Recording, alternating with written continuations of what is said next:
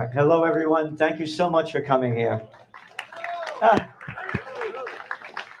so, my heart is broken. Ah, here we are at the United Nations. United nothings. United nitwits. Where are all you United Nations for peace? How about pieces of crap? Hey, look at that United Nations, the American ambassador to the United Nations. I remember her well. Madeleine Albright. How about Madeline not all that bright? The Madeline Albright that's on 60 Minutes with Leslie Stahl.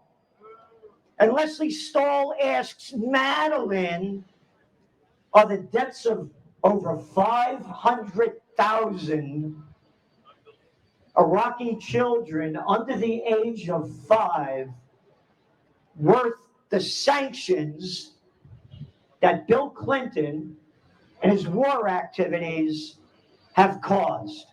Yeah, that's the Bill Clinton that every time he got caught with his pants down, it's bombs away over Baghdad. Yeah, and Madeleine Albright says, yes, it is. America in the back of all the currencies. In God we trust. What God you talking about?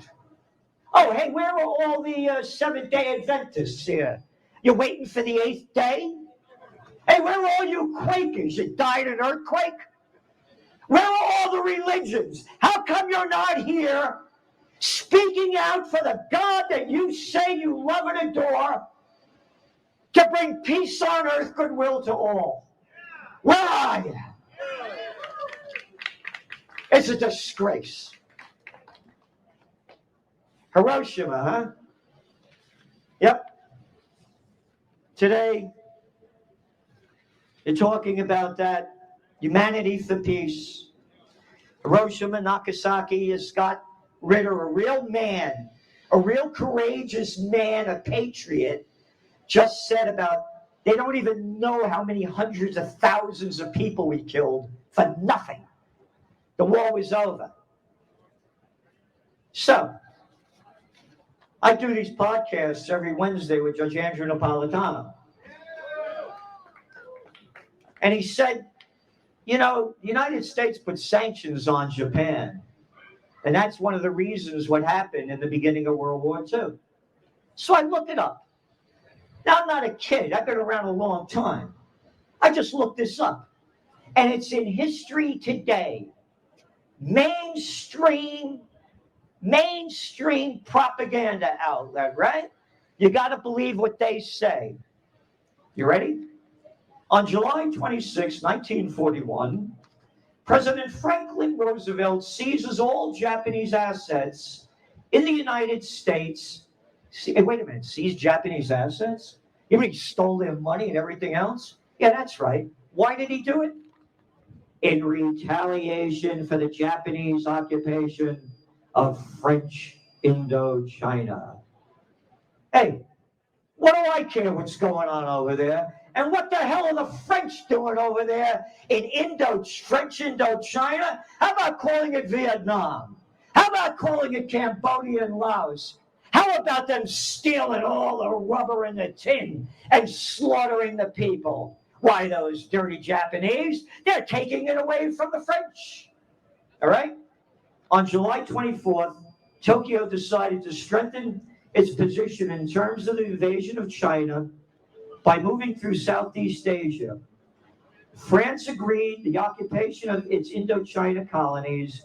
Japan followed up by occupying Cam Ranh Naval Base, 800 miles from the Philippines, where American had troops. What the hell are we doing in the Philippines? That's none of my business. I, Gerald Celente, am an American patriot who observes our founding fathers like George Washington, the cat that crossed the Delaware, yeah, him, his farewell address. Oh, the President of the United States that fought, unlike the little boys that we got here now, that love war, that couldn't fight their way out of a paper bag. Oh, yeah, Obama, I want that guy Assad out of there. No, Celente, you have to say it properly. You're too Italian when you say that. Assad has to go. Gaddafi has to go. Hey, you want to go take him out? Go take him out. No, we're going to kill all the people over there that we can and get what we can. Could you imagine little Billy Clinton fighting?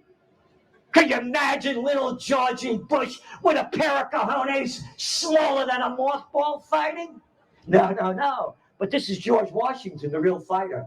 He tells the American people, do not get involved in foreign entanglements, particularly what's going on in Europe, because basically this crap has been going on for thousands of years, and it's none of our business.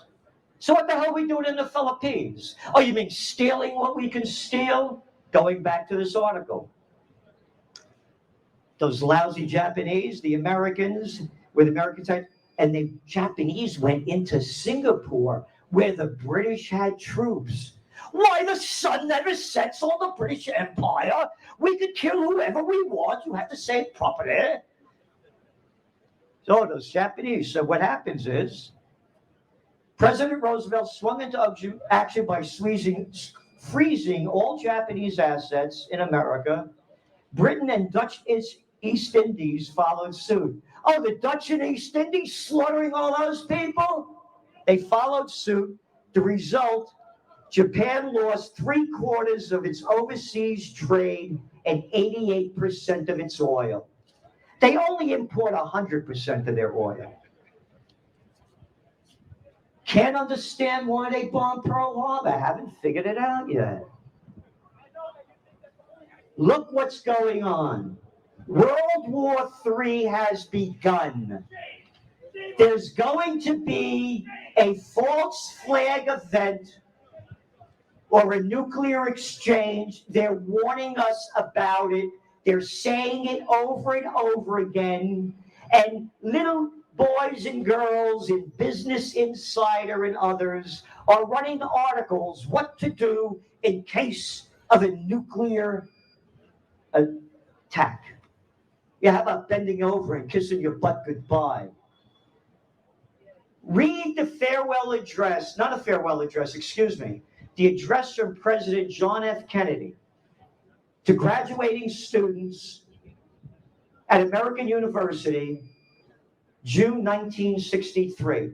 It's all about peace. He says we shouldn't hate the people in the Soviet Union. Over 20 million of them died in World War II. They lost their homes, their factories, their farms, the equivalent of Chicago East. If we go to nuclear war against the Soviet Union, the life on Earth will be destroyed in 24 hours. That was 1963. As Scott Ritter said, it's 100 times worse now if we have nuclear exchange. 5 months later, Jackie is dead. He ends the speech by saying America will never go to war. And by the way, the only candidate that I support right now is Robert F. Kennedy Jr. Think about it. Your uncle was assassinated, and your father was assassinated, as he said, by the CIA. What kind of heart would you have? And RFK Jr. is coming out for peace. And he's saying what we're saying for Occupy Peace. Close all the bases overseas. Bring home the troops. Rebuild America. Secure the homeland. This is a disgrace. Where are all the people? They're robbing us of our money. They robbed us of our freedom. How can you be so damn stupid to look up to a guy that's out of his mind like Joe Biden? No, I like Mitch McConnell, frozen stiff. Look at the imbeciles. Hey, how about Dianne Not-So-Feinstein? Almost dead, but hey, I'll tell you what to do. When are the American people going to raise to the spirit of our founding fathers to bring life, liberty, and the pursuit of happiness back to the hearts and souls of the people. Thank you so much for doing this rally. And we have to keep this going. We have to unite. As Scott said, there were over 1 million people in New York City protesting the nuclear war. The nuclear armaments back in the 80s. Hey, where are all you, my generation? All you anti-Vietnam clowns? Oh, you were getting drafted. That's why you cared back then. Where are you now? Where is everybody? We have to stop World War III. It's begun. There's going to be again a false flag event or a nuclear exchange. And the people march off to war like that. And as I said, when all else fails, they take you to war. The economy's failing. People living paycheck to paycheck. Again, you want to know how stupid the people are? 88% of the people swallow the crap spewing out of that little daddy's boy born on third base and thought he had a home run, little Georgie Bush. We're going to get that guy Osama bin Laden. Get him alive. 88% of the people swallow it. When all else fails, they take you to war. And failure is on the near horizon. Thank you all for coming. Thank you for all that you do. Thank you for putting on this rally. And again, if you believe in RFK Jr., do what you can to support him because they don't want him. They want war. Amen and amen. See ya. Yeah.